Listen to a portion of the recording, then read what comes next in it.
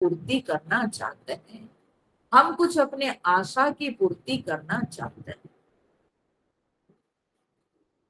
तो time to time हमारे जीवन में जैसी ऐसी जरूरतें आती है और हम वैसे वैसे अपनी उपासना में मांग रखते जाते हैं, वैसे वैसी हमारी मांग बढ़ती चली जाती है। तो इस प्रकार से व्यक्ति के जीवन में बहुत प्रकार की जरूरतें आती है, उसके परिवार के लिए, उसके बंधु मित्रों के लिए, उसके अपने शरीर के लिए, तरह तरह के, रोग मुक्ति से लेके, पुत्र प्राप्ति से लेके, धन प्राप्ति से लेके, नौकरी चाकरी, हर प्रकार से विभिन्न प्रकार की इच्छाएं, और उन इच्छाओं को वो पूर्ण करना चाहता है और उन इच्छाओं की पूर्ति के लिए कामना रखे वो तरह तरह के भगवान के मूर्तियों की उपासना करता है। इसी को कहते हैं अन्य देवता की उपासना। इसी को कहते हैं अन्य देवता की उपासना। भिन्न भिन्न प्रकार की शक्तियों की उपासना। हमको लगता है कि धन प्राप्ति के लिए ये देवता की उपासना करने से धन की प्राप्ति हो जाएगी। आज शुक्रवार है, साउथ इंडिया में बड़े जोरदार से वैभव लक्ष्मी, वो बाबा रे बाबा पूछिए मत, ठीक है। तरह तरह के उसमें ये है कि भाई दान करो, ये करो, वो करो, इतने लोगों को खिलाओ, ये दुनिया भर के चलता वैभव लक्ष्मी व्रत। आज शुक्रवार है, ठीक है, खूब चलता है साउथ इंडिया में। आजकल साउथ इंडिया से धीरे धीरे इधर भी वो रोग फैलने लगा है, बहुत लोग करने लगे, ठीक है। तो नया नया कुछ कुछ निकालते हैं और करते जाते हैं। वैभव चाहिए, हम लोग कितना वैभव चाहिए, क्या करेंगे वैभव लेके, और अपना असली वैभव को तो हम भूल गए हैं, ठीक है। जो आत्मधन है उस आत्मधन को तो पहचानते नहीं और संसार के धन के चक्कर में रहते हैं। तो क्या फायदा, वो धन हमको कहां तक लेके जाएगा भगवान जाने, मनुष्य की इच्छा। तो इसलिए धन प्राप्ति, पुत्र प्राप्ति, क्या क्या सब चाहिए। तो इसी को कहते हैं कि जब विभिन्न प्रकार की इच्छाओं को लेकर, विभिन्न कामनाओं को लेकर जब हम अलग अलग देवताओं की उपासना करते हैं, इसको कहते हैं अन्य देवता की उपासना। और इन उपासनाओं में महत्वपूर्ण है कि अपनी कामना की पूर्ति, अपनी इच्छा की पूर्ति, वो महत्वपूर्ण है। तो भगवान कह रहे हैं, और देखिए उपासना में जो लोग उपासक हैं वे लोग बड़ी श्रद्धा से करते हैं, भाई उनको चाहिए ना, उनको तो फल चाहिए। तो फल चाहिए तो जिसकी पूजा करते हैं उनको प्रसन्न करेंगे, उनको संतुष्ट करेंगे, तभी तो फल की प्राप्ति होगी। तो इसलिए बहुत श्रद्धा से वे लोग उपासना करते हैं। श्रद्धयान्विता, ये भक्ता श्रद्धयान्विता, जो भक्त श्रद्धा से युक्त होकर यजन्ते अन्य देवता, अन्य देवताओं की उपासना करते हैं, भिन्न भिन्न देवताओं की उपासना करते हैं। वो कोई भी हो सकते हैं, राम हो सकते हैं, कृष्ण हो सकते हैं, शिव हो सकते हैं, हर प्रकार के सब।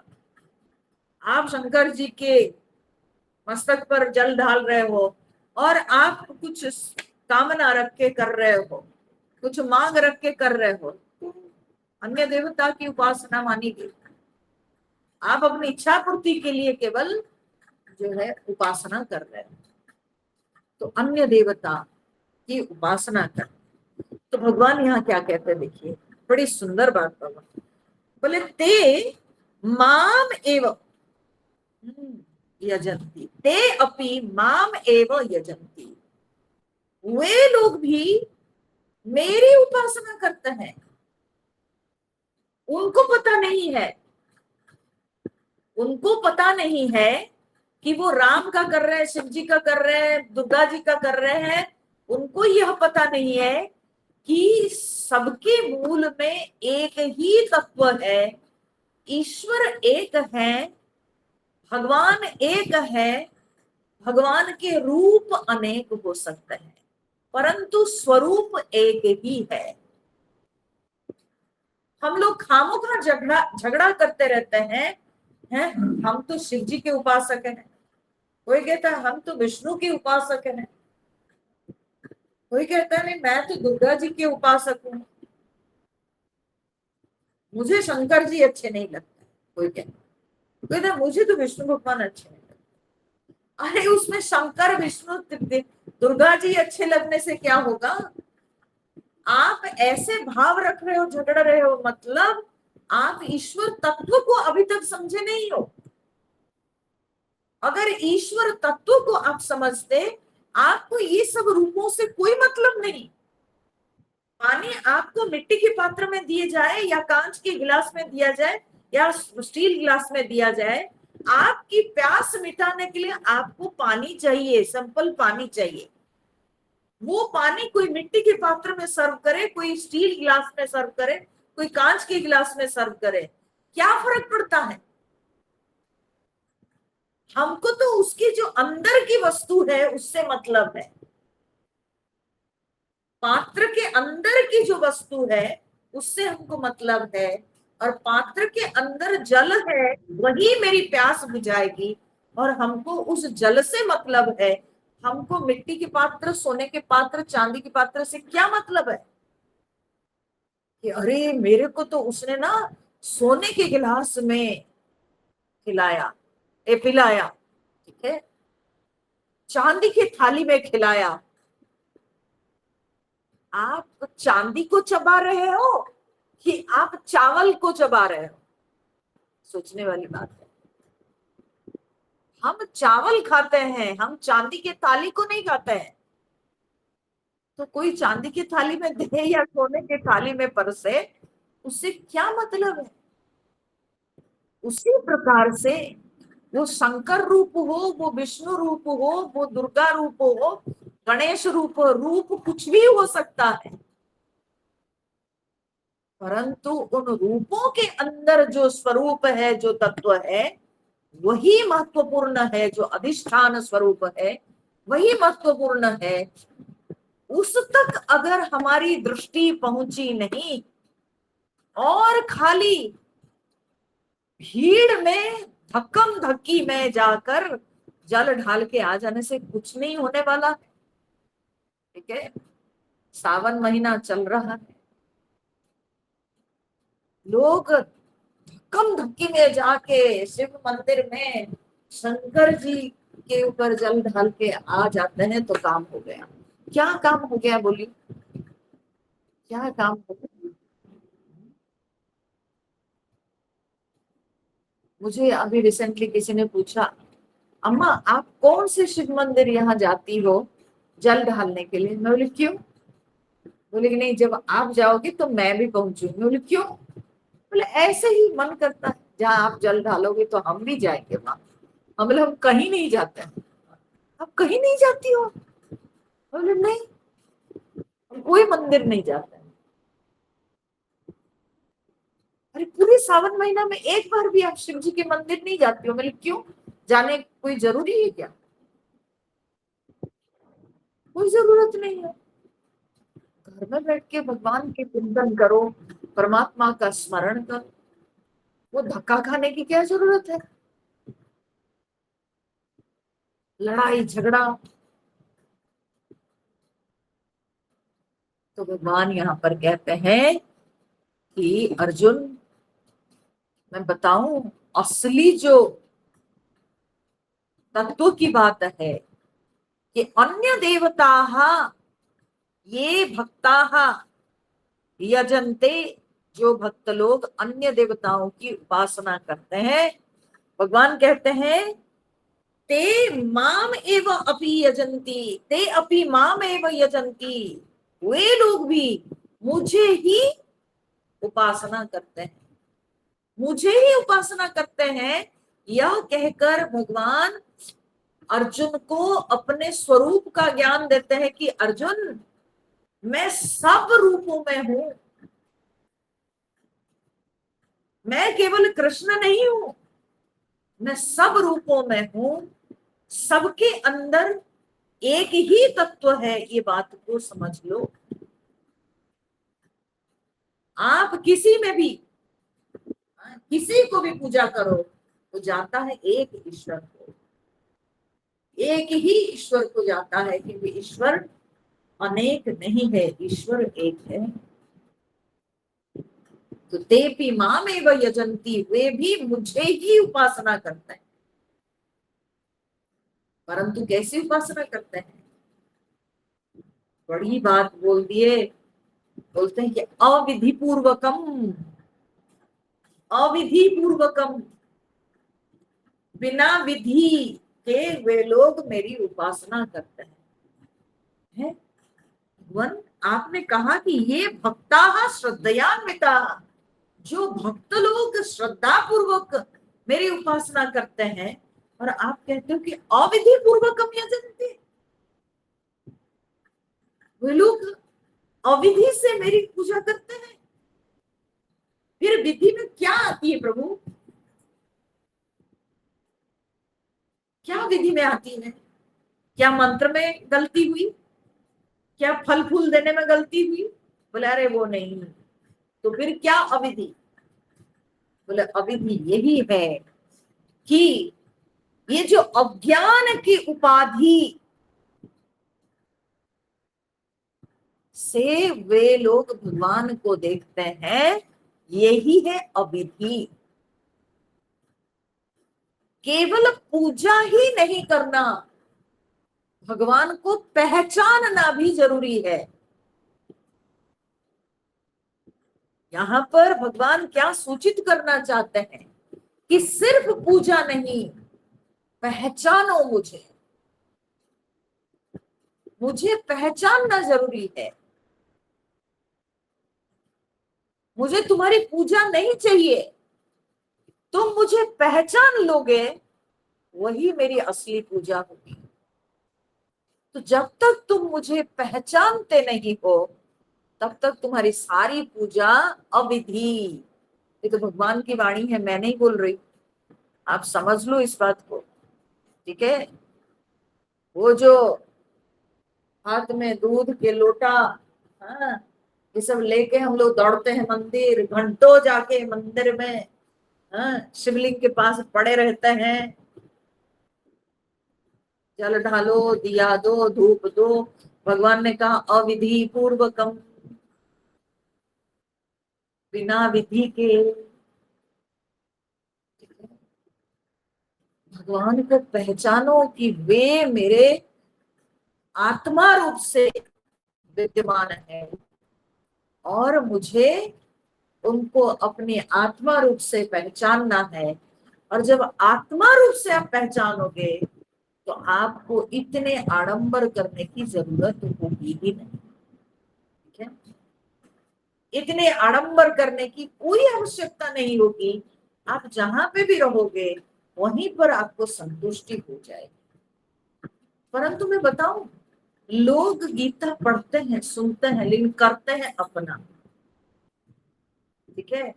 ये मनुष्य इतने ढीठ होते हैं ना, इतने मूढ़ होते हैं, इतने शठ होते हैं, ठीक है?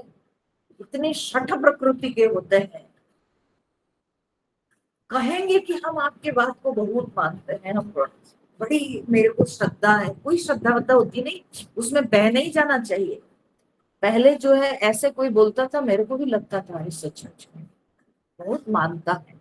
अब कोई ऐसा बोलता है ना, मैं बोलती हूँ महान शठ है वो, अगर कोई ऐसा बोलता, क्योंकि वो बिल्कुल कुछ भी नहीं करता होगा, करेगा अपना, ठीक है? करेगा अपना। इतना मूर्ख गिरा हुआ मनुष्य रहता है कि आप उसको लाख कोशिश करो सुधारने की, वो नहीं सुधरेगा, वो नहीं सुधरेगा। मैं इसलिए कभी कभी देख के सोचती हूँ, वो क्या करेगा, उसके पाप जब तक मिटेंगे नहीं, वो क्या करेगा, यही तो नाक रगड़ेगा ना, है ना? तो उसको तो रगड़ना है ही, वो उसके पाप जाएंगे कहाँ? तो इसलिए घसीटते रहते हैं भगवान उसको।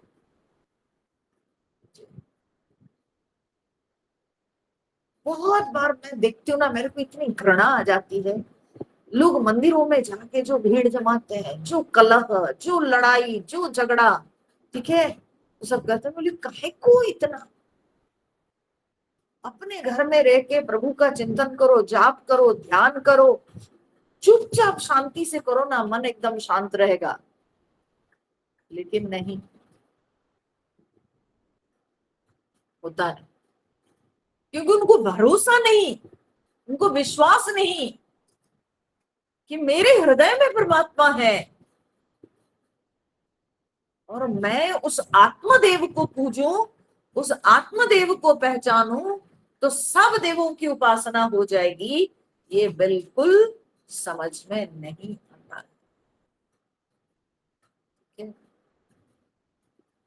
तो भगवान यहाँ इसलिए कहते हैं अविधि पूर्वकम,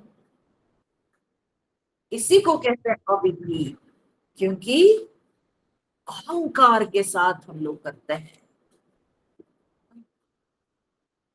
उसने दिया वो भगवान को, ये चढ़ाए तो हम क्यों नहीं करेंगे, हम भी करेंगे, है ना?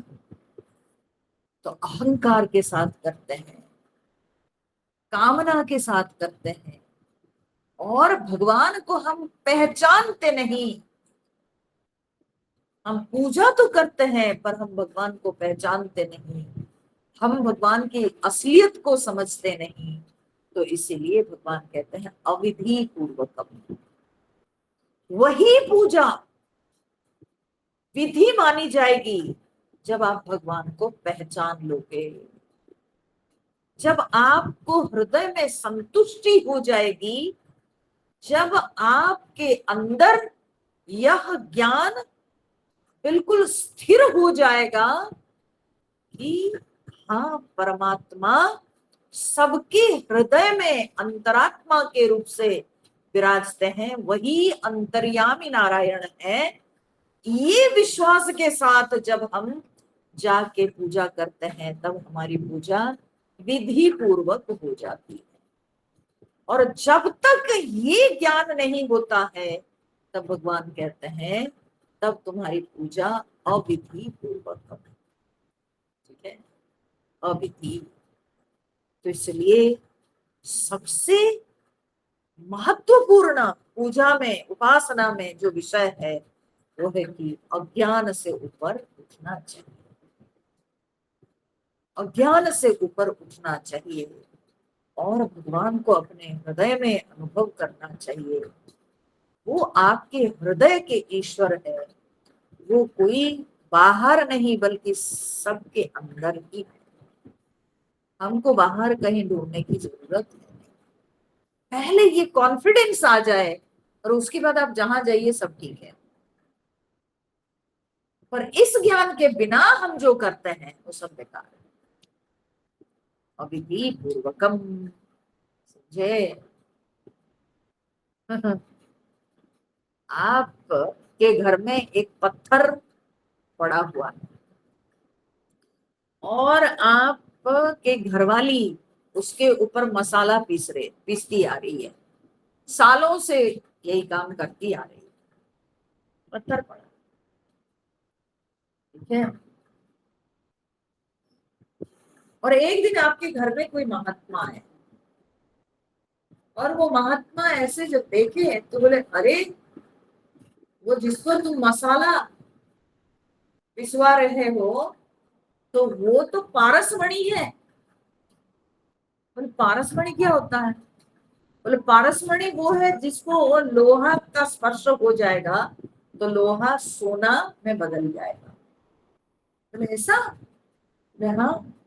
ना ना ना ना महात्मा जी, हम विश्वास नहीं करते। बोले देखो तो छू के, लोहा रखो उसमें, तो लोहा लाके रख दिए तो सोना हो गया। तो घर में पारसमणि थी इतने दिनों से, पर हमको पता नहीं था, हम उसको ऑर्डिनरी पत्थर समझ के उस पे मसाला पीस रहे थे, ठीक है।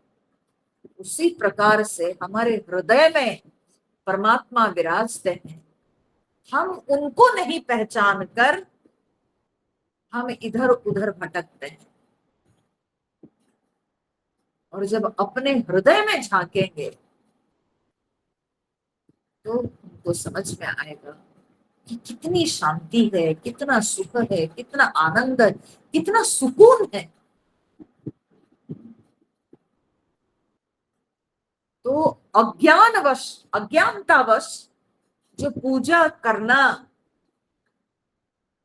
उसका सुख कुछ और है, और ज्ञान के साथ अपने हृदयेश्वर परमात्मा को देखना, उसका आनंद कुछ और है। वो अज्ञानतावश आप पूजा करेंगे, थोड़ी देर के लिए आपको अच्छा तो लगेगा, लेकिन उसके बाद फिर आप भूल जाओगे, वो सुख चला जाएगा। वो सुख जब आप घर के काम काज में व्यस्त हो जाओगे, वो सुख भाग जाता है कहीं।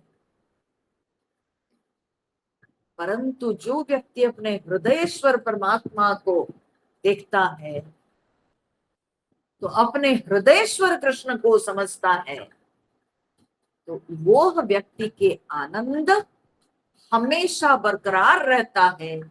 उसका आनंद कभी जाता नहीं, उसके आनंद कभी खोता नहीं। वो आनंद असली आनंद है, वो हमेशा विद्यमान है। तो भगवान यही यहाँ पर समझाना चाहते हैं। समझाकर कहते हैं कि अर्जुन, मैं ही सारे यज्ञों के, सारी पूजा उपासना के मैं ही भोगता हूं। चाहे जो जिस मंदिर में, विश्व में कहीं भी, किसी भी मंदिर में कोई भोग चढ़ा रहा है, भगवान कहते हैं सबका भोगता मैं ही हूं। क्योंकि एक प्रभु मैं ही, एक स्वामी, संपूर्ण संसार के एक ही अधीश्वर परमात्मा है। और जो जहां भी जो भी चढ़ाता है, चाहे यज्ञ में आहुति देता है, उपासना पूजा करके भगवान को नैवेद्य चढ़ाता है, भगवान कहते हैं कि सबका भोक्ता मैं हूं और सब देवताओं के स्वामी मैं ही हूं। उसको भगवान नेक्स्ट श्लोक में बता रहे हैं। अहम हि सर्वयज्ञानां भोक्ता च प्रभुरेव च न तु मामभिजानन्ति तत्त्वेनातश्च वन्ति ते। अहम हि सर्वयज्ञानां भोक्ता च प्रभुरेव च न तु मामभिजानन्ति तत्त्वेनातश्च वन्ति ते। तो भगवान ने कहा, अहम ही सर्व यज्ञानां भोक्ता च प्रभुरेव च। अहम ही, मैं ही। भगवान एकदम फोर्स देकर ये बात को कह रहे हैं कि मैं ही, अहम ही, मैं ही सर्व यज्ञानां भोक्ता च प्रभुः एव च। सर्व यज्ञानां, सारे यज्ञों के मैं ही भोक्ता हूं। अर्थात जो विभिन्न प्रकार के वेदों में यज्ञ यागों के वर्णन आते हैं, तरह तरह के यज्ञ यागों के वर्णन वेदों में दिए गए हैं। तो भगवान कह रहे हैं कि सारे यज्ञ यागों के भोक्ता मैं ही। चाहे आप जो भी भगवान के नाम से आहुति दो, सर्वदेव नमस्कारम केशवम प्रतिगच्छति। ठीक है, सारे देवताओं को आप नमस्कार करते हो, केशवम प्रतिगच्छति, वो एक भगवान को ही जाता है। तो एक भगवान को ही जाता है। आप चाहे जिसको नमस्कार करो, लेकिन जाता है वो एक परमात्मा, एक भगवान। ठीक है, जैसे सारी नदियों के जल जाके सागर में मिल जाते हैं, एक समुद्र में मिल जाते हैं, उसी प्रकार से हम जितने चाहे मंदिरों में जाते हैं, मस्जिद में जाते हैं, जहां भी हम नमस्कार करते हैं, बोलते हैं कि सब देवताओं के प्रति नमस्कार एक भगवान को ही जाता है। केशवम प्रति गच्छति, वो केशव को मिलता है, वो केशव की ओर ही जाता है, अर्थात एक ही भगवान की ओर जाता है। ठीक है, ये समझने की बात है और ये कॉन्फिडेंस होना चाहिए। ठीक है, और ये कॉन्फिडेंस अगर आ जाए ना, ये कन्विक्शन आ जाए, जानते हैं दुनिया में लोगों के अंदर धर्म को लेकर जो कलह है वो खत्म हो जाएगा। धर्म को लेकर जो कलह है वो खत्म हो जाएगा। धर्म को लेकर जो वैमनस्य भाव है वो खत्म हो जाएगा। खत्म हो जाएगा। क्योंकि कोई धर्म के, किसी मजहब के कोई भी देवता हो, आप जो भी देवता की उपासना करेंगे, वो सब देवताओं के प्रति जो पूजा है वो सब एक परमात्मा को ही करता है, एक भगवान को जानता है। भगवान कहते हैं अहम ही सर्व यज्ञानाम भोक्ता, सारे यज्ञों के भोक्ता मैं ही हूं। प्रभु एव च, और मैं ही स्वामी हूं, मैं ही स्वामी हूं, मैं ही भोक्ता हूं, मुझे छोड़कर दूसरा और कुछ नहीं, दूसरा कोई नहीं। और यहाँ पर मैं एक बात सूचित करना चाहूंगी, जब भगवान कृष्ण ये गीता की वाणी अर्जुन को सुना रहे हैं, तो यहाँ पर भगवान जब कहते हैं मैं ही सारे यज्ञों के भोक्ता, भगवान अपने शरीर को ध्यान नहीं देते हैं कि मैं भोक्ता माने ये कृष्ण जिसको तुम देख रहे हो अर्जुन, यही सारे यज्ञों का भोक्ता। बोले नहीं, मैं ही माने जो मेरा भी स्वरूप है, जो इस कृष्ण के भी जो स्वरूप है, जो कृष्ण के अंदर भी अधिष्ठान रूप से विद्यमान है, वो ब्रह्म तत्व ही सारे यज्ञों का भोक्ता है और सारे देवताओं का ईश्वर है, सारे देवताओं का स्वामी। अहम ही सर्व यज्ञानाम भोक्ता च प्रभु एव च, तू माने किंतु, ते माम न तत्वेन अभिजानन्ति, किंतु ते माने वे लोग माने कौन लोग, जो पहले बताए जिनके विषय में,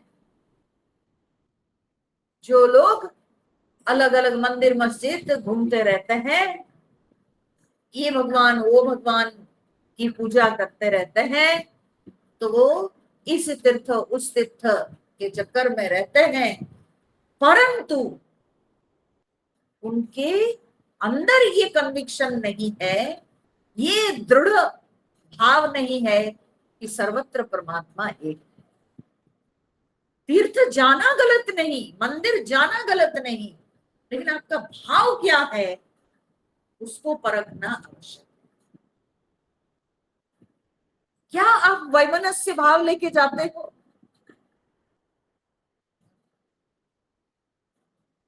किसी ने एक बार बहुत पहले हमसे पूछा, बोले माता जी आपके इष्ट कौन है? तो मैंने कहा मेरे इष्ट कृष्ण भगवान। तो बोले अच्छा बताइए माता जी, आप जब शिव जी के मंदिर में जाती हो और वहां जब प्रणाम करती हो, आपको कैसे लगता है? मैं बोले कोई फर्क नहीं पड़ता। बोले कि आप दुर्गा जी के मंदिर में जाती हो, वहां प्रणाम करते हो तो कैसे लगता है? बोले कोई फर्क नहीं पड़ता, हमको कोई फर्क नहीं पड़ता है।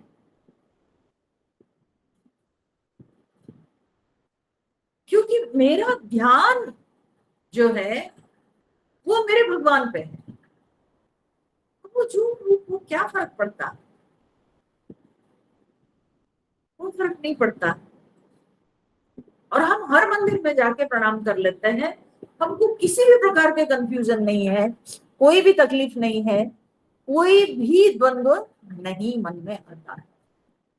आजकल समाज में ना ऐसे ऐसे सब लोग निकल गए, इतने ठगी सब निकल गए हैं, मैं कहूंगी कि वे भक्त बनाने के चक्कर में वैमनस्य भाव को बढ़ा रहे हैं, द्वेष को बढ़ा रहे हैं,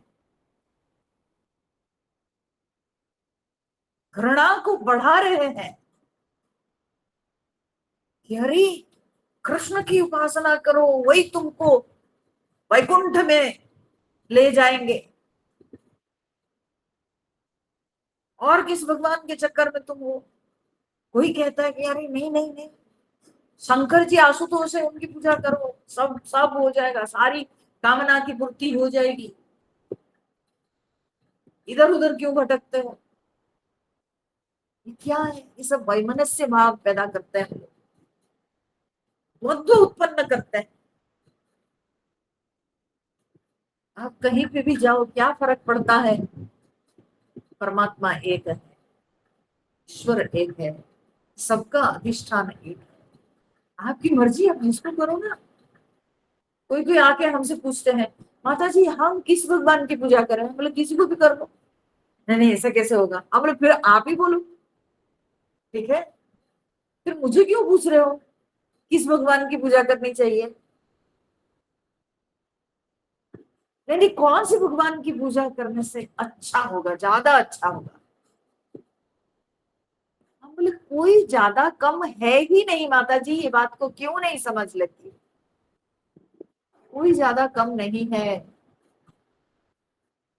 भाव महत्वपूर्ण है, और क्लैरिटी होनी चाहिए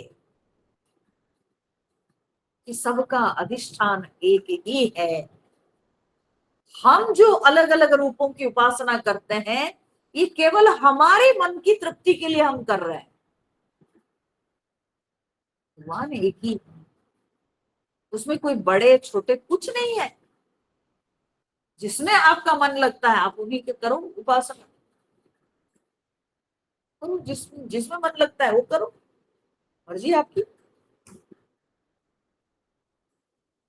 ये क्लैरिटी होनी चाहिए, अपनी अंडरस्टैंडिंग इस तरह से होनी चाहिए। भगवान कहते हैं कि तू किंतु ते मां तत्वेन न अभिजानन्ति, किंतु वे लोग तत्व से मुझे नहीं जानते। हूं तो मैं सारे यज्ञों के स्वामी, सारे यज्ञों के भोक्ता मैं, लेकिन वे मूर्ख लोग मुझे तत्व से जानते नहीं, मुझे तत्व से नहीं जानते हैं। अर्थात सबका अधिष्ठान एक परमात्मा, ये बुद्धि उनमें नहीं है, ऐसा ज्ञान उनके अंदर अभी तक नहीं हुआ है, तो इसीलिए भटकते रहते हैं, इसलिए मन के अंदर विभिन्न प्रकार के राग द्वेष पालते रहते हैं। तो भगवान ने कहा, तो फिर उनकी गति क्या होती है ना? अतः च्यवंती, अतः इसीलिए च्यवंती माने च्युत होते हैं, इसीलिए उनका पतन होता है। समझ लीजिए, ये भगवान की वाणी है, भगवत गीता के ये वचन है, तो इसको समझ लीजिए। जब तक मन से द्वंद्व समाप्त हम नहीं करेंगे, जब तक मन से राग द्वेष समाप्त नहीं करेंगे, जब तक हम अहंकार अभिमान से रहित नहीं होंगे, हमारी सारी पूजा बेकार है। और वो पूजा हमको ऊपर क्या ले जाएगी? भगवान क्या कह रहे हैं? च्यवंतीते, वे गिरते हैं, उनका पतन होता है, उत्थान नहीं होता है। ऐसी पूजा जिस पूजा में स्पष्टता नहीं, समझ में स्पष्टता नहीं, ऐसी पूजा जिसमें हम भेद भावना से मुक्त नहीं हुए हैं, भेद दृष्टि से मुक्त नहीं हुए हैं, तो वो पूजा से हमारा भला क्या होगा? भगवान कहते हैं बुरा होता है, बल्कि पतन होता है। च्यवंती, गिरते हैं। तो इसलिए उपासना का लक्ष्य क्या है? उपासना, हमको इसीलिए उपासना का मार्ग दिया गया है कि एक माध्यम, एक आलंबन को पकड़कर हम जो रूप की उपासना करते हैं, उस रूप में जो नित्य वस्तु है, उस नित्य वस्तु को हम समझे। रूप महत्वपूर्ण नहीं, बल्कि रूप के अंदर जो नित्य तत्व है, उस नित्य तत्व को, उस सत्य तत्व को हम समझे, हम उसको जाने। उसी के लिए हमको उपासना का माध्यम दिया गया।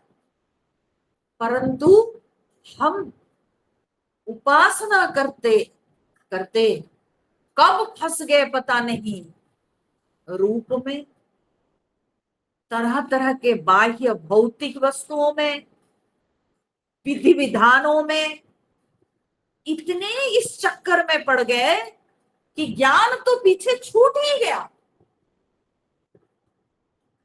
ठीक है, ज्ञान तो पीछे छूट ही गया।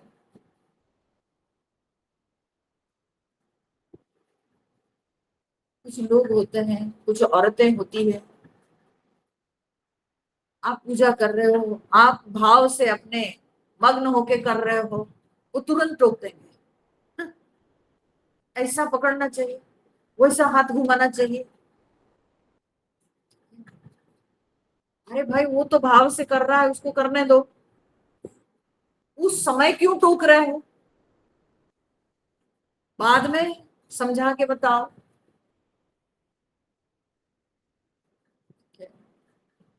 ये उनका अभिमान है कि मैं ज्यादा जानता हूँ या ज्यादा जानती हूँ। तो हम विधि विधानों में फंस गए, लेकिन जो जानना था उसको हम जाने ही नहीं। उपासना का अर्थ होता है कि अपना अपना लक्ष्य को सिद्ध करें। हमको एक माध्यम, हमको एक सपोर्ट दिया गया है, हम उस सपोर्ट की सहायता लेकर हम आगे बढ़े, न कि वहीं अटक जाएं। आप जब नाव पर बैठ के जाते हो, क्या नदी में रहने के लिए? हाँ, जब आप नाव पर आप बैठते हो, क्या नदी में रहने के लिए? नहीं, आपका कोई एक डेस्टिनेशन है। और जब आप उस डेस्टिनेशन में पहुंच जाते हो, उस पार, उस किनारे पहुंच जाते हो, कहीं एक जगह उस किनारे, तो जब आप पहुंच जाते हो तो आप नाव को छोड़ देते हो। नाव की उतनी ही जरूरत है, बस। वैसे ही उपासना की बस उतनी ही जरूरत है। भूलना नहीं चाहिए, हम जो उपासना करते हैं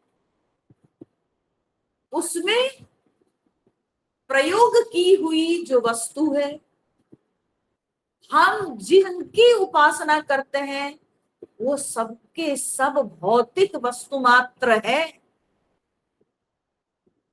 सब अपरा है। परातत्व उसमें तो केवल परमात्मा है, और उस परमात्मा तत्व तक दृष्टि गई नहीं, और केवल यही चंदन घिसते रह गए, हाथ रगड़ते रह गए, परंतु अंत में हमारे हाथ में कुछ नहीं रहा। मिला क्या? कुछ नहीं, तो बेकार है। ठीक है, इसलिए पूजा ही केवल हमारा लक्ष्य नहीं, भगवान को पहचानना हमारा गंतव्य है।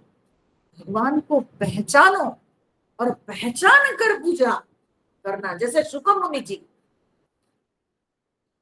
वे ईश्वर के तत्व स्वरूप को पहचानते थे। वे तो निर्गुण निराकार की उपासना करते थे, और उस निर्गुण निराकार तत्व जो कि सर्वत्र विद्यमान है, जो सब में विराजते हैं, उस परमात्मा को पहचान कर जब परीक्षित के लिए भागवत कथा करते हैं तो उसमें अलग आनंद है, उसमें कोई बंधन नहीं है, कोई बंधन नहीं। परीक्षित को जरूरत थी, शुक मुनि जी कथा किए, कथा समाप्त हुई, चल भी दी, क्षण भर भी रुके नहीं, कथा समाप्त हो गई, चल दी। बोले परीक्षित डरो मत, सर्प आएगा, दंशन करेगा, परंतु तुम्हारा कोई कुछ नहीं बिगाड़ेगा, चिंता मत करो। बोले और चल दी। वो परीक्षित जी पूजा करेंगे, गुरु दक्षिणा देंगे, ये सब के इंतजार नहीं किए, चल दिए। ये है मजा। हम मंदिर जा पाए ना जा पाए, हमारे मन में वो बंधन नहीं होना चाहिए। हमारी पूजा, आंतरिक पूजा, वो चलती रहनी चाहिए। इसीलिए भगवान यहाँ पर कहते हैं कि भगवान को पहचानो, केवल पूजा में ही सब कुछ नहीं, केवल मात्र पूजा ही लक्ष्य नहीं, भगवान को जानना लक्ष्य। तो भगवान यह कहते हुए अब आगे कहते हैं, जो जैसा भाव लेके जिसकी उपासना करता है, जो जिसको पूजता है, भगवान कहते हैं कि मैं उस भक्त को उसकी नजदीक कर देता हूं। ठीक है, जो जिसको पूजता है, भगवान बोले ठीक है मैं उसका नजदीक कर देता हूं, जाओ। तो कैसे, किन किन की पूजा करते हैं लोग? भगवान ने कहा, यान्ति देवव्रता देवान् पितॄन्यान्ति पितृव्रताः भूतानि यान्ति भूतेज्याः यान्ति मर्त्याजिनोऽपि माम् यान्ति देवव्रता देवान् पितॄन्यान्ति पितृव्रताः भूतानि यान्ति भूतेज्याः यान्ति मर्त्याजिनोऽपि माम्। तो भगवान ने कहा, यान्ति देवव्रताः देवान्, देवव्रताः देवान् यान्ति। जो देवव्रती है वे देवताओं को प्राप्त करते हैं। जो देवव्रती, देवव्रती माने अलग अलग प्रकार के देवताओं की उपासना करते हैं, अनुष्ठान करते हैं।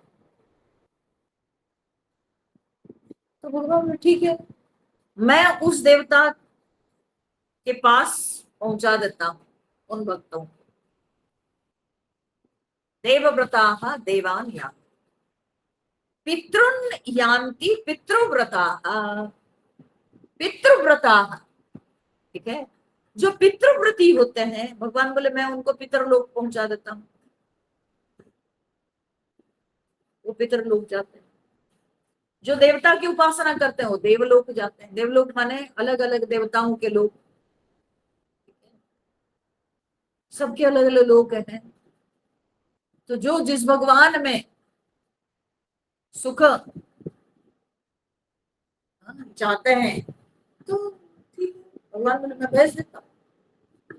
और जो पितरों की उपासना करते हैं, जो पितृनिष्ठ लोग होते हैं, जरूरी नहीं कि मृत पिता माताओं की, जीवित पिता माताओं के भी जो पितृव्रती होते हैं, ऐसे संतान जो अपने घरों में परिवार में रहकर पिता माता का सम्मान करते हैं, उनके लिए भगवान की पूजा महत्वपूर्ण नहीं है, कोई देवता की पूजा महत्वपूर्ण नहीं।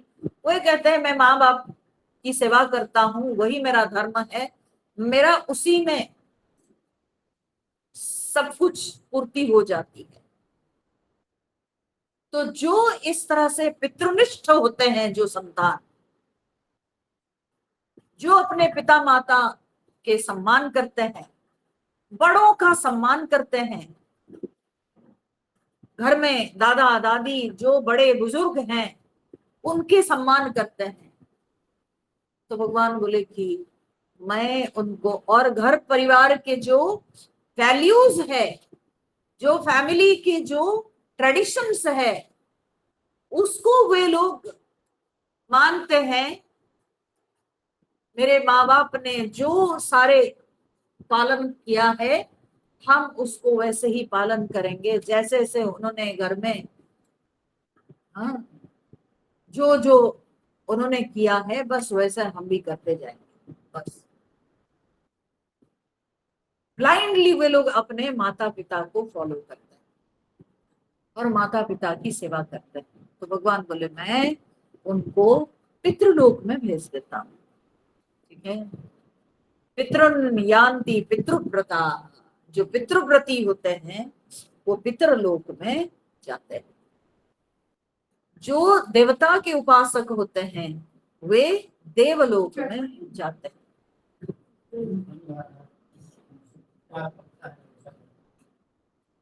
तो जो देवता की उपासना करते हैं वे देवलोक में जाते हैं, जो पितरों के प्रति अपनी निष्ठा दिखाते हैं तो वे पितृलोक में जाते हैं। और फिर भगवान कहते हैं भूतानि यान्ति भूतेज्याः। ठीक है, भूतेज्याः जो भूतों के पूजन करते हैं, भगवान बोल रहे हैं कि भूतानि यान्ति, वे भूतों को प्राप्त करते हैं। भूत का मतलब क्या होता है? एकदम साधारण अर्थ लोग बैठा देते हैं, प्रेत। नहीं नहीं नहीं, देखिए सो कॉल्ड जो नेचर लवर्स होते हैं, सब कुछ तो भूत है, भू धातु से भूत है। हमारे वेदांत शास्त्र में भूत शब्द का तात्पर्य है कि जो सब बने हैं सबको भूत कहा जाता है। भू माने होना, तो भूत माने जो हुए हैं, जो बने हैं, उनको भूत कहा जाता है। तो इस प्रकार से शास्त्र के ये जो अर्थ है, इस अर्थ के अनुसार कंकड़ पत्थर चींटी कीड़े मकोड़े से लेकर ब्रह्मा जी तक सब भूत ही है। एवरीथिंग कम्स अंडर भूत। अभी जस्ट रिसेंटली हम ईशावास्य उपनिषद पढ़ा रहे हैं हमारे चिन्मय विद्यालय के टीचर्स को, तो उसी में भूत शब्द आया। आदिगुरु शंकराचार्य ने इस तरह से ही व्याख्या की है।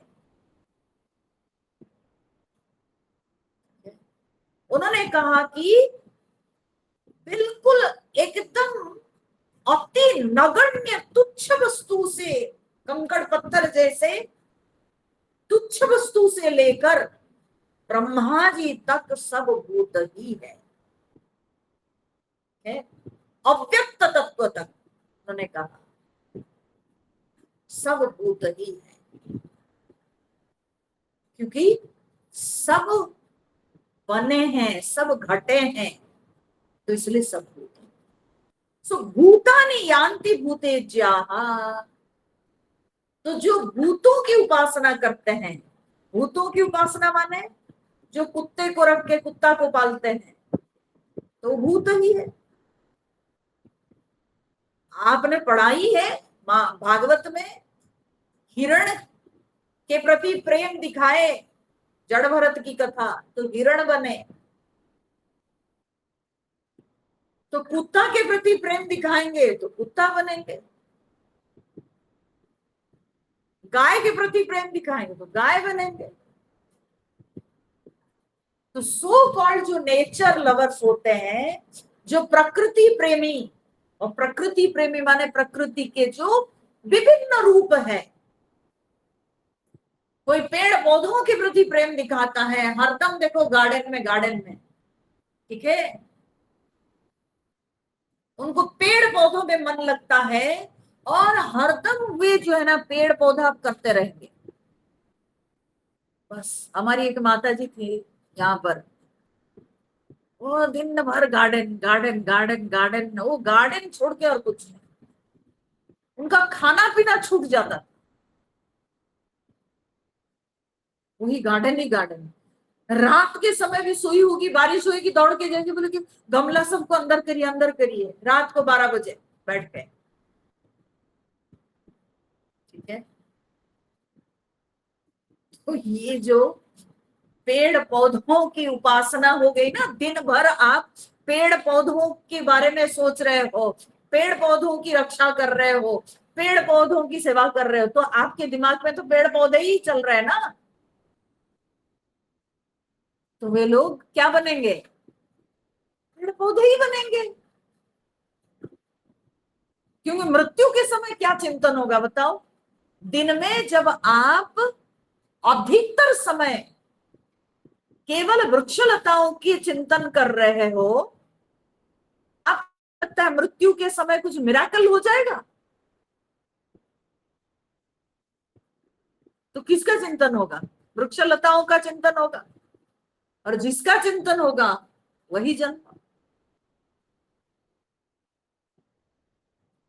ये यथा माम प्रपद्यन्ते तां सतैव भजाम्यहम्। जो जिस तरह से सोचता है, जो जैसे जिस रूप में भगवान को देखता है, जिसकी उपासना करता है, भगवान बोले मैं उस पास भेज देता। सो नेवर थिंक दैट कि इसका अर्थ कभी नहीं करना चाहिए कि भूतानि यान्ति भूतेज्याः, जो भूतों की उपासना करते हैं यानी प्रेतों के, केवल अर्थ ऐसे बैठा देते हैं। नो, गलत बात है। तो भूतों की उपासना माने वो चाहे प्रेत की उपासना हो सकती है, वो और सारे भी जो प्रकृति में सब तो भूत है। तो जिस रूप में हम उपासना करते हैं, जो भी भूत की उपासना करते हैं, बस हमारी गति वही होती है। हम वृक्षलता की पूजा करते हैं तो वृक्षलता बनेगा, हम कुत्ते की सेवा करते हैं, कुत्ता को कहीं से आएंगे कुत्ता चाहिए, सोएंगे कुत्ता को देख के, उठेंगे कुत्ता को देख के, खाएंगे कुत्ता को देख के, कुत्ता ही कुत्ता, कुत्ता ही मेरा लक्ष्य है। तो फिर क्या होगा? भगवान बोलेंगे कि चलो श्वान भव, जाओ श्वान ही बनो, कुत्ता ही बनो। खराब बात नहीं है, कुछ भी बने, क्या है। फिर उसके बाद धीरे धीरे यात्रा करके आएंगे। फिर तो मनुष्य जन्म हमको मिला है, उसमें ईश्वर तत्व को जानने का प्रयास करना चाहिए कि मेरा स्वरूप क्या है, मेरा क्या प्रयोजन है इस संसार में आने का, क्या मेरा गंतव्य है, लक्ष्य क्या है मेरा। ये समझना चाहिए, अपने आप से पूछना चाहिए। भगवान कहते हैं यान्ति मध्याजिनोपि मां मत याजिनः मामपि यान्ति। तो जो मत याजी मतलब क्या है? जो मेरी उपासना करते हैं। अब मेरी उपासना माने क्या है फिर?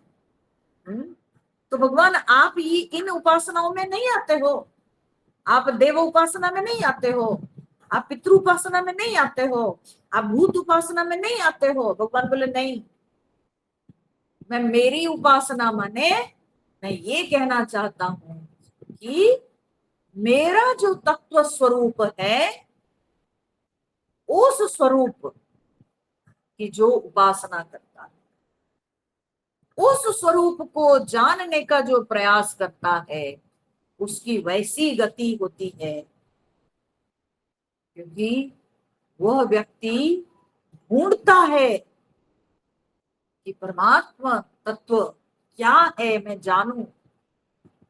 उसकी जिज्ञासा इस प्रकार की है, तो इसलिए उसकी गति भी वैसी होती है कि जिससे वो परमात्मा को जान सके, तो वो परमात्मा के नजदीक हो जाता है।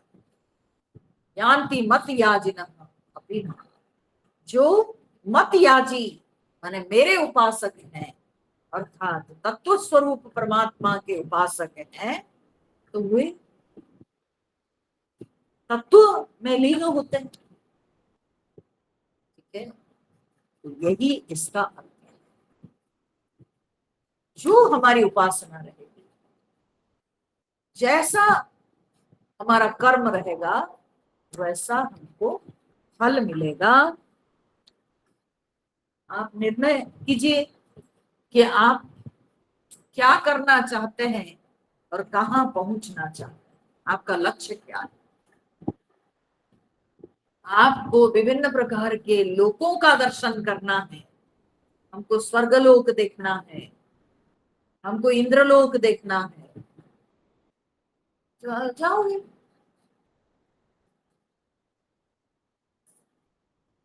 हमको भूत प्रेत देखना है, जाओगे, भूत प्रेत की उपासना करो।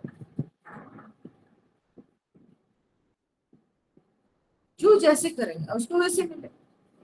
अब भगवान ये कहने के बाद बड़ा सुंदर श्लोक भगवान यहाँ बता रहे हैं, जो कि बहुत ही हृदय स्पर्शी है। भगवान कहते हैं अर्जुन, जानते हो असलियत में हमको किसी की पूजा नहीं चाहिए, हमको कौन क्या द्रव्य देता है वो नहीं चाहिए। महत्वपूर्ण क्या होता है कि हमारा भाव क्या है। हम अपने भाव में कहां पर हैं, ये महत्वपूर्ण। आप क्या देते हो, आप कैसी विधि से करते हो, आप ये सब कोई मायने नहीं रखता, कोई मायने नहीं। आप अलग अलग देवताओं की उपासना करोगे, भाई उन लोगों के लिए विशेष मंत्र है तो विशेष विधि है। हाँ, कई सारे पत्र पुष्प फल ये सब निषेध है ना। भाई ये भगवान को ये नहीं चढ़ता है, वो भगवान को वो नहीं चढ़ता है, तरह तरह के विधि निषेध सब है। ठीक है, देखो क्या होता है ना कि अगर एक बहुत बड़ा आदमी छोटी जगह पे आ जाए, या एक छोटा आदमी बड़ी जगह पे चला जाए, तो दोनों का अभिमान बढ़ जाता है। ठीक है, एक बड़ा आदमी छोटी जगह पर से वो अपना दिखाता है बड़प्पन, है ना। और एक छोटा आदमी बड़ी जगह पे चला जाए, बड़ा शहर में हाँ रहने लगे, तो वो भी बड़ी बड़ी बातें करने लगेगा। क्या, अरे मैं तो है ना बॉम्बे शहर में रहता हूँ, मैं तो बेंगलुरु में रहता हूँ, वहां पर ऐसे होता है, वैसे होता है, वैसे होता है। उसका भी अभिमान बढ़ता है। ठीक है ना। उसी प्रकार से ये देवता सब है, ठीक है। इन देवताओं की शक्ति और एरिया वो बड़ा लिमिटेड है। तो ये इसलिए क्या होता है कि अगर इनके नियम अनुसार आप मंत्र उच्चारण नहीं किए, आप इनको वस्तु नहीं दिए, तो गुस्सा कर लेंगे, असंतुष्ट हो जाएंगे, गुस्सा कर लेंगे। परंतु भगवान कहते हैं कि जो पूरी तरह से जो भाव में लीन है, जो बिल्कुल भाव में लीन होके प्रेम भाव से जो उपासना करता है, हाँ, तो उसमें भगवान कुछ नहीं देखते, ठीक है, उसमें कुछ नहीं देखते। आप कुछ कामना रख के करते हो, तब अगर आपका मंत्र सही नहीं हुआ, आपकी विधि नहीं सही सही हुई, फिर आपको तुरंत दंड मिल जाएगा, कुछ उल्टा जो है परिणाम हो जाएगा। परंतु अगर आपके मन में कोई कामना नहीं, आप केवल अपने भगवान की प्रसन्नता के लिए प्रेम भाव से सराबोर होकर आप भगवान की उपासना करते हो, तो भगवान बोलते हैं मुझे कुछ भी दे दे कोई फर्क नहीं पड़ता, क्योंकि मुझे द्रव्य नहीं चाहिए, मुझे किसी की पूजा से कोई मतलब नहीं, मैं तो भाव का भिखारी हूं, मैं भाव देखता हूं, और भाव किसी का सही है तो सब कुछ मान, ठीक है, तब सब कुछ मान। तो भगवान उसको कहते हैं नेक्स्ट श्लोक में, 26वां नंबर श्लोक में, जो कि बड़ा महत्वपूर्ण है। पत्रं पुष्पं फलं तोयं यो मे भक्त्या प्रयच्छति तदहं भक्त्युपहृतम् अश्नामि प्रयतात्मनः। पत्रं पुष्पं फलं तोयं यो मे भक्त्या प्रयच्छति तदहं भक्त्युपहृतम् अश्नामि प्रयतात्मनः। तो सकाम भाव लेकर जब हम अलग अलग देवता की उपासना करते हैं, उसमें विधि निषेध महत्वपूर्ण होता है, उसमें मंत्र उच्चारण महत्वपूर्ण होता है, उसमें समय महत्वपूर्ण होता है, उसमें फल फूल क्या कब कैसे चढ़ाना देना वो महत्वपूर्ण होता है, उपचार महत्वपूर्ण होता है। परंतु अगर कोई निष्काम भाव से केवल प्रभु की प्रसन्नता के लिए, जो प्रेम भाव से केवल भगवान को अपना मानकर कि भगवान मेरे हैं, तो ऐसे मानकर जब कोई उपासना करता है, भगवान कहते हैं कि उसमें वो कुछ भी दे दे तो मेरा चल, उसमें कोई विधि निषेध नहीं होता है।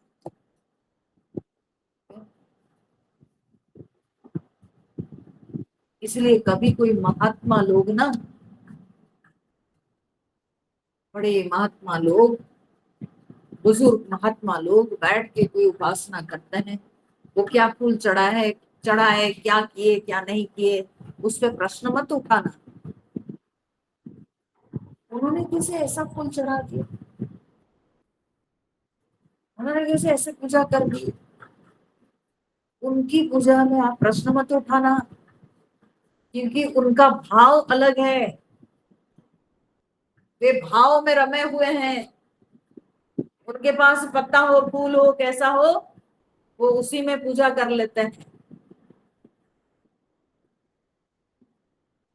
वे भाव में लीन है। लोग सबको टोक देते हैं, लोगों को टोकने की आदत रहती है। हमारी ये जो जीभ है ना,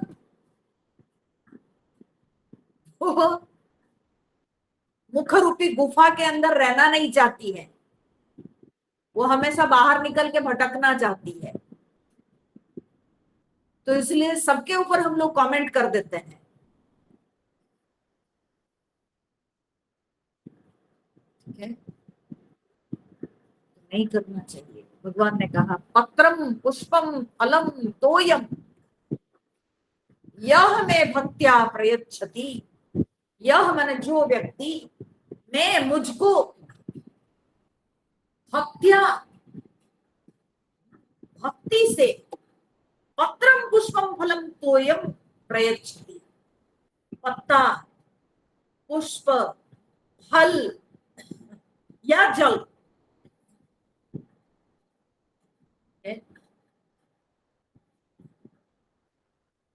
कुछ नहीं तो एक पत्ता चढ़ा दीजिए, तुलसी पत्ता, बिल्व पत्र चढ़ा दीजिए, चढ़ा दीजिए। बड़ा विचित्र बात है, हाँ? क्या क्या लोग सब बोलते हैं ना, मेरा माथा खराब हो जाता है सुन करके भी कभी कभी। शालिग्राम के ना, शालिग्राम शिला पर हमेशा तुलसी पत्ता रखना चाहिए। तो कुछ लोग बोले क्या जी पता है, अरे रात के समय ना तुलसी पत्ता भगवान जी के पास नहीं रखना चाहिए, क्योंकि वो तो उनकी पत्नी नहीं है ना, उनकी पत्नी तो लक्ष्मी जी है ना। अरे ये सब कचड़ा जो बुद्धि है ना, ये कचड़ा बुद्धि सब आपके लौकिक ज्ञान है, ये आपकी लौकिक बुद्धि है। भगवान की भगवत्ता ये है कि भगवान सर्वत्र है, भगवान सर्वत्र है। वो भगवान को पता है वो अपना धर्म खुद कर रहे होंगे, आप उस चक्कर में मत रहो, आपको इतनी चिंता करने की जरूरत नहीं है। ये सब लौकिक बातें हैं जो कि लोग ऐसे ऐसे कंफ्यूजन पैदा करते हैं, ऐसे ऐसे जो है ना फैलाते हैं।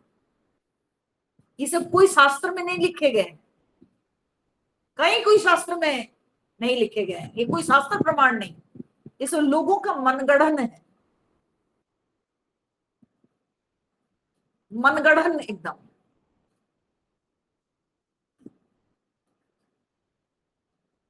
तो पत्ता,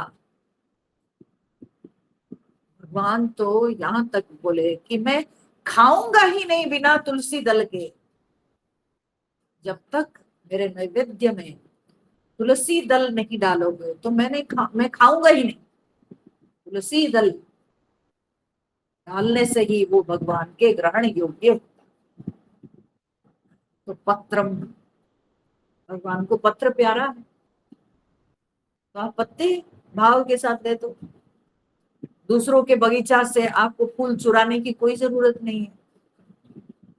काहे इतना परेशान हो रहे हो, क्यों इतना श्रम कर रहे हो, मेरे को तो ये समझ में नहीं आता है।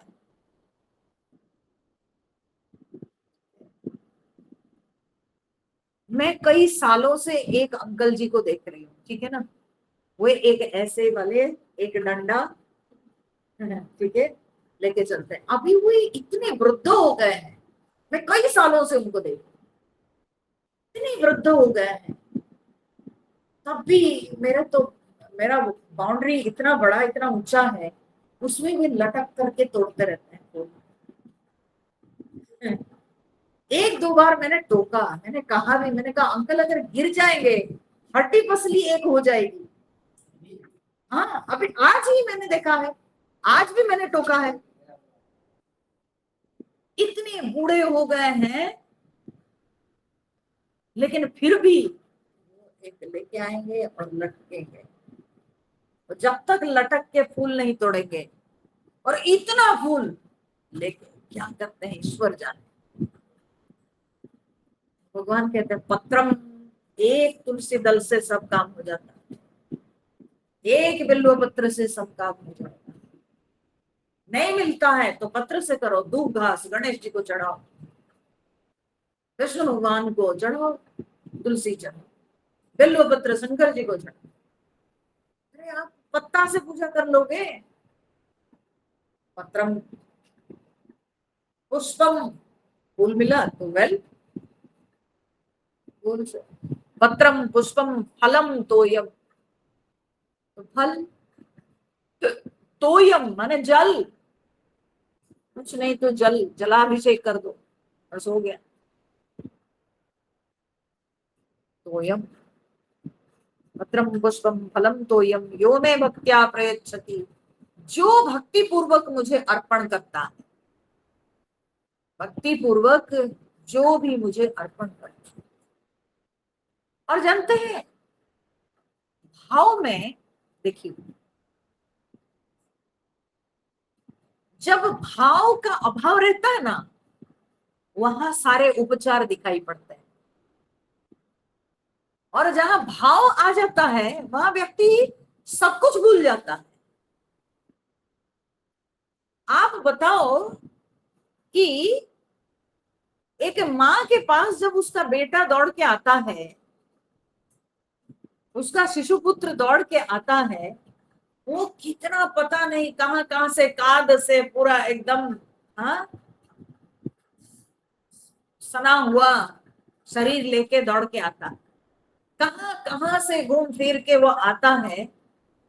तो क्या उस समय वो सोचता है नहीं नहीं मेरे को साफ कपड़े, हाँ, पहन के मम्मी के गोद में जाना चाहिए? कोई उपचार नहीं। जब वो आ करके माँ के गोद में बैठ जाता है या माँ के शरीर में लिपटा जाता है, माँ को जो पकड़ लेता है, माँ भी भूल जाती है कि इसको क्या करना चाहिए था, क्या नहीं करना चाहिए था। वो विधि निषेध वहां समाप्त तो हो जाता है, वो विधि निषेध समाप्त हो जाता है। ठीक है, तो उसी प्रकार से जैसे कहते हैं कि विदुर जी जब खिला रहे थे तो उनको पता नहीं चला, वो छिलका भी डालते चले गए। ठीक है, वो छिलका भी दे दिया, तो उसमें विधि निषेध नहीं देखा जाता। शबरी जूठा दे दी भगवान को, कोई कहते हैं, हालांकि ऐसा शास्त्र प्रमाण नहीं है। हाँ, कोई भी शास्त्र में नहीं, ना अध्यात्म रामायण में, ना वाल्मीकि रामायण में, ना गोस्वामी जी के रामायण में, किसी में नहीं दिया गया है कि जूठा खिलाई सबरी। और लोग अपना बना दिए लौकिक। मैं तो कहती हूँ अगर वो खिला भी दी और भगवान खा लिए तो आपको क्या प्रॉब्लम है, जरा बताओ, आपको क्यों लगता है कि अरे भगवान को झूठा कैसे खिला दिया? भगवान तो खा लिए, भगवान को कोई प्रॉब्लम नहीं रहा। तो कहने का तात्पर्य है कि जहां भाव होता है वहां उपचार नहीं देखा जाता, वहां विधि निषेध नहीं देखा जाता है। और जहां भाव का अभाव होता है वहां सब उपचार विधि निषेध ये सारी बातों का ध्यान दिया जाता है।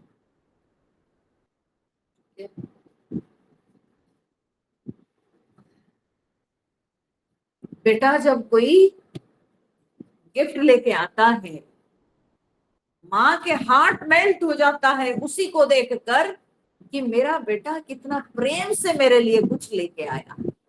अब वो क्या लेके आया है वो माँ थोड़ी दिखती है, माँ के लिए वो महत्वपूर्ण थोड़ी है। क्या महत्वपूर्ण है कि मेरा बेटा मुझे याद रखा है और मेरे लिए कुछ प्रेम से लेके आया। वो छोटा बड़ा क्या लेके आया, जो भी लेके आया, लेकिन माँ देखती है कि मेरा बेटा के हृदय में मेरे लिए प्रेम है। भगवान जब गोपियों के घर जाते थे, क्या आपको लगता है कि भगवान को माखन खाना था इसलिए जा रहे थे? भगवान के घर में माखन नहीं था। नंद बाबा तो बड़े संभ्रांत गृहस्थ थे। ब्रज में जितने गोप थे उन सबसे अधिक समृद्ध थे नंद बाबा। तो उनके घर में तो कितनी गाय थी, तो क्या उनके घर में माखन का अभाव था? यशोदा जी भगवान को माखन नहीं खिला पाती थी? तो भगवान माखन खाने जाते थे क्या? नहीं, भगवान को माखन नहीं चाहिए था। भगवान को तो माखन जैसे गोपियों के जो सरल और कोमल जो प्रेम वो चाहिए था, इसलिए भगवान गोपियों के घर जाते। माखन के जैसे शुद्ध सरल कोमल प्रेम भगवान को चाहिए था, that soft and tender love of gopis, जो भगवान को चाहिए था, इसलिए भगवान गोपियों के घर जाते थे। भगवान के घर में अभाव थोड़ी था कि माखन खाने के लिए जाते थे, चुराने के लिए जाते थे, नहीं। वो तो गोपियों का प्रेम पाना चाहते थे, वो प्रेम को देखते थे, इसीलिए।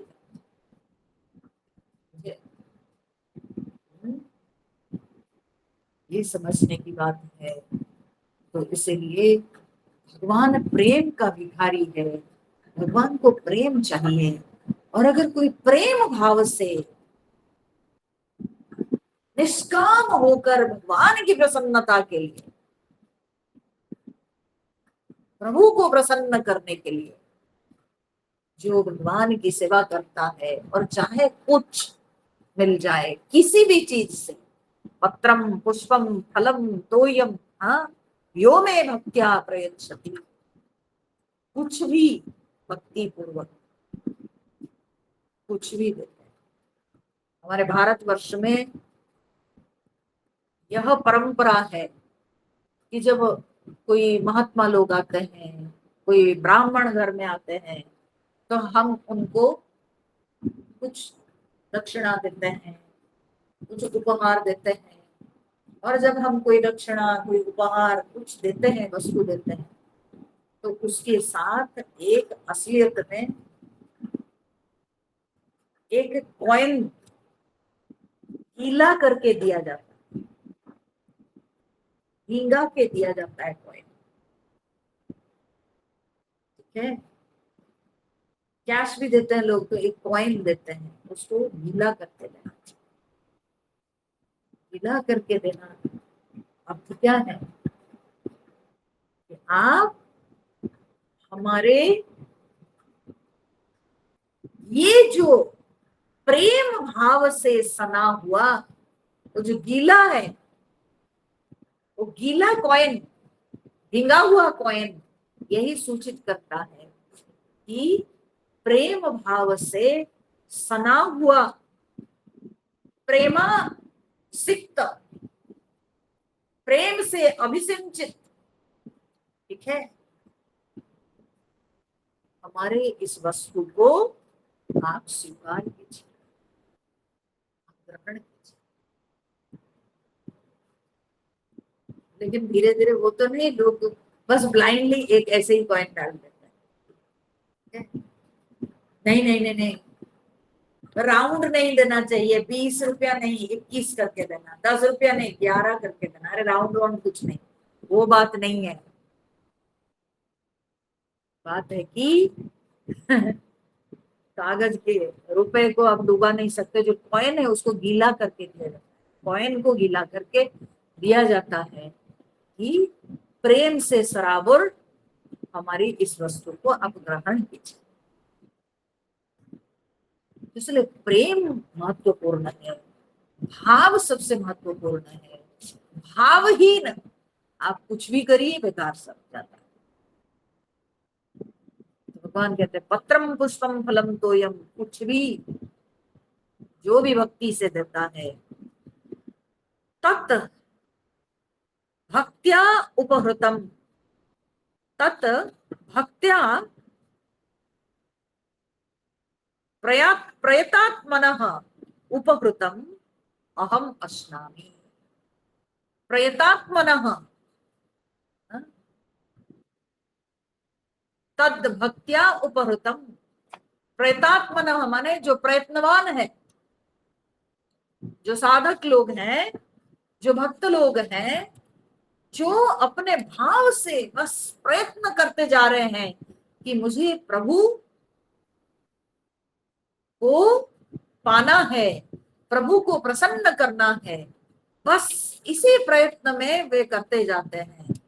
तो ऐसे प्रयतात्मा के भक्ति से उपहृतम, भक्ति से दिया हुआ जो उपहार, ठीक है, तो भक्ति से दी हुई चीज को अहम अस्नामि, मैं ग्रहण करता हूं, मैं खाता हूं।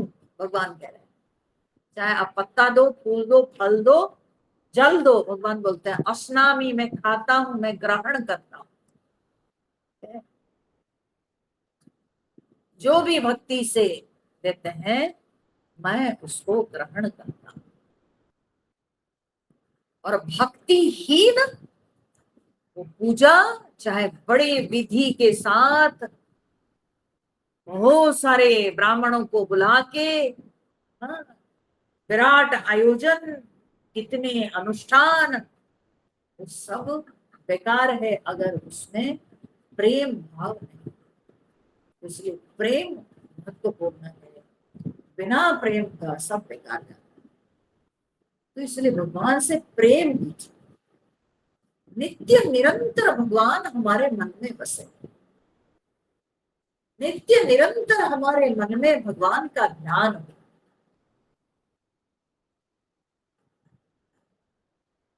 उसके बाद और उपासना में जो सारे, हाँ, चीजें हम प्रयोग करते हैं वो तो सेकेंडरी, महत्वपूर्ण है भक्ति भाव से भगवान को स्मरण करना, भगवान की उपासना। ये कहने के बाद फिर भगवान, ये खत्म नहीं हुआ ये भाव, और एक इसके साथ जुड़ा हुआ और एक श्लोक है जो कि हम लोग कल देखेंगे।